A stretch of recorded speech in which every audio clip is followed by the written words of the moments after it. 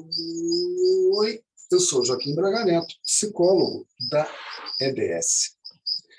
Você sabe, a EDS fica na cidade de Miguel Pereira, mas tem uma filial na ilha de Itacuruçá, que é de onde nós estamos falando agora, nessa sexta-feira, dia 26 de novembro de 2021, um clima bem agradável. Nós estamos aqui com 24 graus, está chovendo um pouquinho, uma noite fresca, bem agradável. E você sabe também que a EDS é a Estrada dos Sonhos. E a Estrada dos Sonhos é 10. Eu adoro estar aqui contigo falando sobre esses assuntos que são os enfrentamentos que nós fazemos para realizarmos nossos projetos, nossos sonhos, aquilo que a gente visualiza, né? Porque você que está aqui, certamente você é um visionário. Já vejo uma pessoa aqui no Facebook, não sei quem é, mas está lá. Pois é, e você está aqui porque você sonha. E quando você sonha e quer realizar seu sonho, você passa por dificuldades, por situações que são iguais a de todo mundo. Você não é diferente de ninguém, você não é uma pessoa que tem mais azar, você não é uma pessoa que as coisas são mais difíceis para você, não tem nada disso, esquece isso. Eu estou contando aqui, e hoje nós estamos no capítulo 10, eu estou contando aqui a história do Braguinha. Mas, na verdade, eu só pego essa história mesmo para falar da sua história. Porque essas dificuldades... Por que eu falo do Braguinha? Porque o Braguinha era um sonhador, né? Era um cara que, visionário, estava sempre sonhando, não apenas sonhando, mas realizando os projetos dele. E quando você está... Porque a gente não tem um sonho, a gente tem uma esteira de sonhos, né? Quando você realiza um, depois você já vai pensando em outro, e aquele outro vai acontecendo, chamando um outro sonho, e as coisas vão caminhando, e você vai realizando, e vai fazendo as coisas acontecerem, e uma realização chama outra realização, e você vai nessa trajetória, e durante essa caminhada, pela sua estrada dos sonhos, você vai ultrapassando uma série de obstáculos, de desafios, de situações que são iguais para todo mundo. Então, eu conto a história do Braguinha para você, só para a gente ter um ponto de partida, para a gente falar também da história de todos nós. Nós hoje estamos no capítulo 10, mas eu vou dar só uma palhinha do que aconteceu no capítulo passado, que foi o que eu contei ontem, que era que o Braguinha, né, ele cursava a faculdade dele, de psicologia, e já não era mais o Braguinha, obrigado pelo like, era uma pessoa, assim, um jovem estudante de psicologia que estava ralando para caramba. E ele fazia muitos bicos, porque ele tinha trabalhado num banco, aprendeu a ganhar o dinheiro dele, e não via sentido em receber mesada dos pais. Então, ele trabalhava pra caramba numa clínica onde ele estagiava e fazia muitos bicos. Trabalhava muito com som, trabalhava com vídeo e fazia figuração na TV Globo também. Trabalhou em várias novelas, casos especiais, séries, um monte de coisa que tinha lá na época. Ganhava mais dinheiro fazendo os bicos do que quando era caixa de banco, né? Tem mais gente aí chegando, legal, não dá para saber quem é, mas seja bem-vindo. Bom, com aquele trabalho todo que ele fazia, ele ainda não estava formado, isso a gente contou ontem no capítulo 9, e ele queria arrumar uma casa para ele. Ele queria morar na casa dele. E ele morava numa, eu vou exagerar, tá? Numa mansão em Copacabana. Na verdade, não era uma mansão, mas era um apartamento de 8 quartos, era muito grande. E naquele espaço todo, ele não tinha, assim, ele não era o imperador, né? Vou exagerar de novo.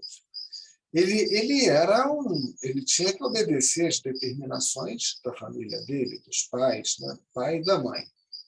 Então, ele não podia fazer o que ele queria dentro do apartamento dele. E aí ele sentia que aqueles planos, aquelas ideias, aquelas coisas que estavam na cabeça dele recebiam logo de cara, dentro do apartamento dele, da casa dele, aquela pressão, aquela resistência. Porque ele tinha ideias, tinha planos, mas não batiam com as ideias e planos da família. E mesmo morando num apartamento super confortável, ele falou, ainda estudante, sem ter casado, ele falou, eu quero morar no meu apartamento. E aí ele conseguiu arrumar um apartamento, que a história está contada no capítulo de ontem, eu estou resumindo. E era um quarto e sala, na Tijuca, de fundos, um lugar assim, mas ali ele era o imperador do apartamento dele. Eu coloquei aqui, lembrando Shakespeare, que ele preferia ser eu prefiro, como é que é? Ser rei, ele se sentia um rei, ele preferia se sentir um rei numa casca de nós do que ser um súdito no espaço infinito. Então, ele preferia morar numa casquinha de nós, num quarto-sala, pequenininho, mas ali era o reino dele, do que ele não ter a voz ativa dentro do apartamento enorme que ele morava em Copacabana. Foi uma coisa assim muito difícil, porque era assim, as pessoas, não, espera, coisa e tal, mas ele enfrentou. E quando ele conseguiu alugar aquele apartamentinho, foi uma coisa fantástica para ele. E aí, eu vou te dizer uma coisa que a gente já comentou também, porque ele vivia de bico, ele não tinha condição de morar, não tinha estabilidade nenhuma. Ele até ganhava bem, como bicólogo, a gente brinca assim, né? Mas, assim, se fosse pensar bem mesmo, talvez não fosse o caso dele ter feito isso. Isso que eu estou falando para você agora tem a ver com a tua história. Porque quando você pensa em fazer alguma coisa, assim, e é um projeto ousado, como para ele era um projeto ousado, assumir aluguel, condomínio, IPTU, luz, água, gás, telefone, despesa do carro dele, tudo era muita coisa, era muita despesa. Então, ele se jogou, né, nessa incerteza e, depois que ele se jogou, algumas coisas interessantes aconteceram. Uma é que a mãe dele deu uma geladeira para ele. Essa geladeira foi já há muitos anos atrás. E a outra coisa que ele também não podia contar que ia acontecer, e aconteceu, é que o pai dele deu um telefone. Isso foi uma coisa assim inédita, né, para ele, porque ele não imaginava que ele ia ganhar um telefone, e era caríssimo. O telefone naquela época era uma coisa absurdamente cara. E era fundamental, era uma ferramenta importante, porque ali ele poderia ser contactado para fazer os bicos dele e seria uma ferramenta importante para quando ele se formasse também. Então, às vezes você vê assim, cara, mas é impossível, não vai ser possível. E aí você se joga no seu futuro incerto, e a gente já está entrando no nosso capítulo 10, que é o capítulo de hoje, onde eu botei o princípio da incerteza. O Universo em uma Casca de Nós foi um livro escrito pelo Steve Hawking. E o princípio da incerteza é de um outro cara, da mecânica quântica, física quântica, Heisenberg. Ele era, acho que, um suíço, se eu não me engano. E ele fala sobre isso, mas a gente não vai entrar nesse assunto, mas eu gosto de física quântica, então usei esse título, que é uma ciência, é uma lei da física quântica. Mas deixa isso para lá. E aí, esse é o ponto que eu queria trabalhar aqui contigo hoje. Porque o que acontece quando você é um visionário e você parte para cima do seu sonho é que você vai deixar um local que você tem domínio, no caso do Braga, Era um apartamento maravilhoso, onde ele tinha segurança, casa, comida e roupa lavada, e se joga no escuro. Ele assume uma responsabilidade e ele não tinha quase que garantia nenhuma de que ele daria conta daquilo. E nunca, já dou um spoiler aqui, ele faltou com as responsabilidades de pagamentos dele. Então, ele sempre honrou os pagamentos dele. Mas eu coloquei aqui duas ajudas interessantes, né, importantes, que ele recebeu. Ganhou uma geladeira da mãe e um telefone do pai.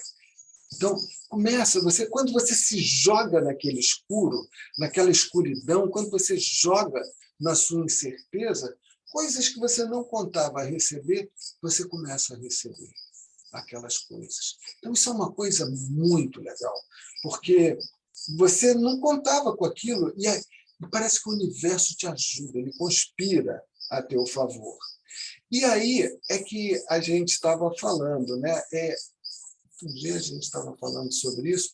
O passarinho, quando ele sai do ninho dele, o ninho dele normalmente vai sempre ficar no local alto, então ele voa, e ele nunca tinha voado antes.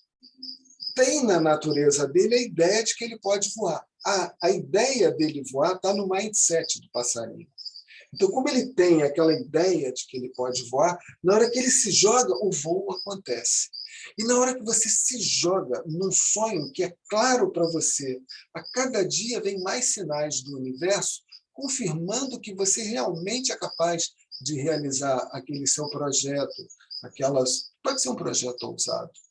Então, aquilo ali está no teu mindset. Não, é possível, eu vou conseguir. E aí, aquilo ali, quando você faz isso, é o passarinho. Não, eu posso voar. Estou vendo minha mãe voando, meu pai voando, estou vendo todos os meus amigos voando. Pô, isso está em mim, eu posso. Mas ele nunca voou e ele se joga. Então, há uma incerteza. Pode ser que não funcione, pode ser que ele tenha um problema na asa, na pena, mas ele se joga. E quando você se joga, vem aquelas coisas que vão acontecendo a seu favor. Isso é uma coisa muito legal. Então, você sai daquela posição segura que você tem e se lança na escuridão. Essa escuridão é assim, é amedrontadora, né? E se ele ficasse doente e não pudesse trabalhar, ele não ia poder honrar as despesas dele. Tinha, né, uma graninha guardada, tal, mas vai que acontece alguma coisa mais séria, né? Então, a gente não sabe. Então, há uma necessidade de você correr algum risco. Tem que ser um risco calculado. Mas, se você não quiser correr risco nenhum, você não vai nunca dar um passo à frente na sua vida dentro de um projeto que está dentro da sua mente, que você sabe que é possível realizar, porque você sonha com aquilo e você sabe que é possível. Agora, você vai se jogar no escuro, lógico, né? E a vida no Rio era uma vida muito cara, era muito difícil, ele trabalhava para caramba, e ele já estava terminando a faculdade, e ele já tinha se formado em bacharel, né, em psicologia.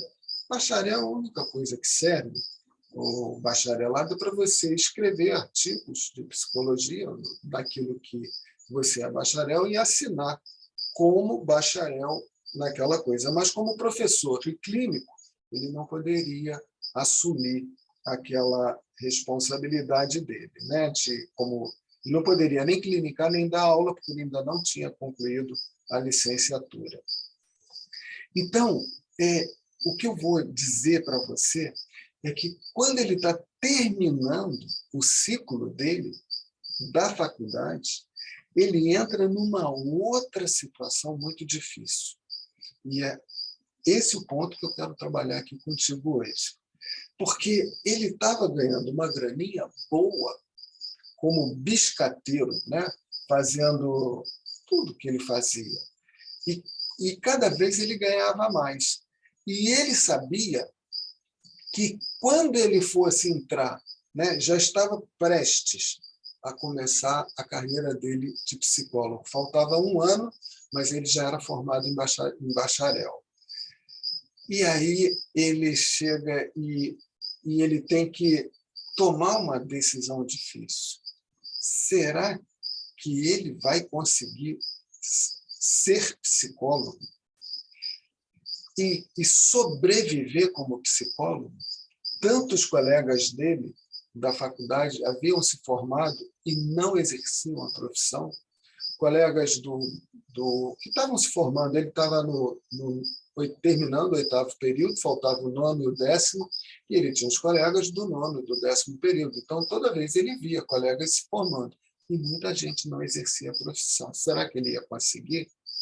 E fazendo os bicos que ele fazia, ele ganhava uma grana muito boa. Será que não era o caso de parar a faculdade? Porque se ele resolvesse trabalhar como psicólogo, ele não ia poder fazer aquela quantidade de bicos que ele fazia. E aí, novamente, ele estava diante de uma bifurcação, porque ele tinha que tomar uma decisão ali, e era uma decisão muito difícil. E a decisão que ele tomou era que ele ia parar de fazer aquela montoeira de bico, ficou só com um, que era uma domingueira à noite. E trabalhou só como estudante, né, de psicologia. Na verdade, ele era auxiliar psiquiátrico. Ele largou todos os bicos. Ficou apertado. Mas ele falou, não, vou só trabalhar como dentro da área da psicologia. Só, não vou fazer mais nada. No 8º ano, ele já podia, com supervisão, atender. Então, ele começou a atender os primeiros pacientes dele na clínica, onde ele ia trabalhar depois, e também trabalhava como auxiliar psiquiátrico. E fazia aquele biquinho só no domingo. O que isso mudou na vida dele? Primeiro que ele passou a ganhar menos, mas ele assumiu, naquele momento, o futuro dele como psicólogo. E aí ele foi fazendo o mindset dele já como psicólogo. Ele foi abrindo o caminho dele dentro da profissão de psicólogo, né, como psicólogo, antes aqui dentro na cabeça dele. Então, os caminhos foram se abrindo e ele se jogou de cabeça nos trabalhos dele de psicologia, mesmo ganhando menos. E abriu mão de um monte de bicos e de trabalhos que ele fazia, onde ele poderia ter se aperfeiçoado e ganho muita grana. Muita, não sei, mas ele poderia ter ganho grana. Como empreendedor, certamente ele seria empreendedor, e como empreendedor ele ia ganhar dinheiro, certamente. Mas ele abriu mão. Falou, não, vou ser psicólogo. E aí ele abriu um caminho na cabeça dele. Eu quero fazer isso. E é isso que eu vim aqui falar contigo hoje, nesse capítulo 10. Se você tem alguma intenção na tua vida, dentro de um projeto seu, e se você quiser colocar, alguém quiser colocar, tem aí a Gilda, tem pessoa aqui do Facebook, eu estou sem óculos, eu não vejo direito quem são as pessoas que estão aí, pode colocar aí, a gente pode conversar sobre isso. Mas se você mesmo, ou você mesma, não acredita no seu projeto, como é que aquilo vai acontecer? Então, para a coisa acontecer aqui no mundo, à sua volta, primeiro tem que acontecer dentro da sua cabeça, dentro da sua mente. Quando aquilo acontece aí dentro, você abre o caminho aqui fora.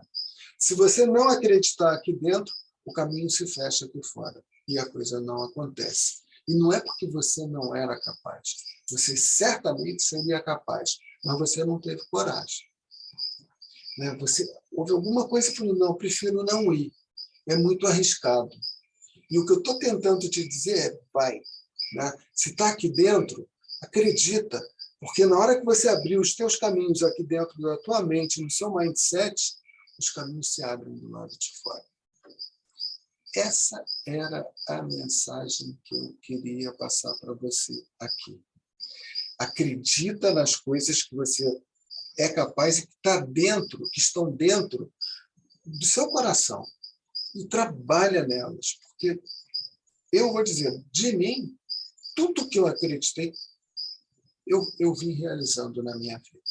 Tudo, eu, pessoalmente. E para a gente terminar, eu vou dizer para você já uma dicasinha do que vai acontecer amanhã no capítulo 11. Amanhã não, obrigado, foi bom lembrar. Segunda-feira, 27, 28, dia 29 de novembro, acho que vai ser isso.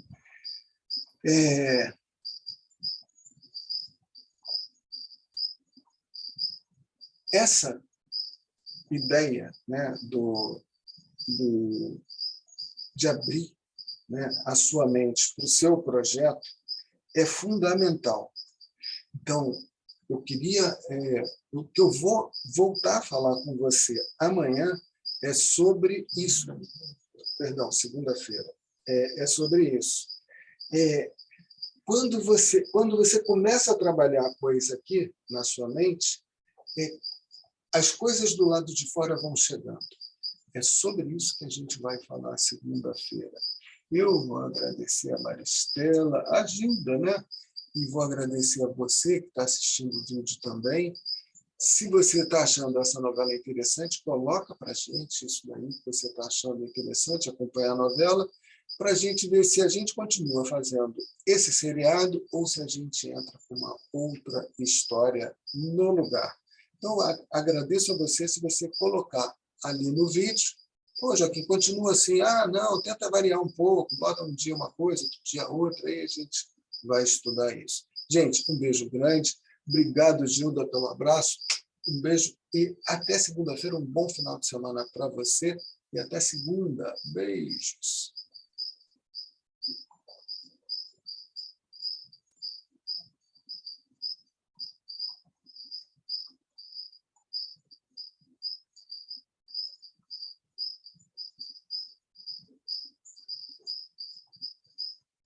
Thanks for all.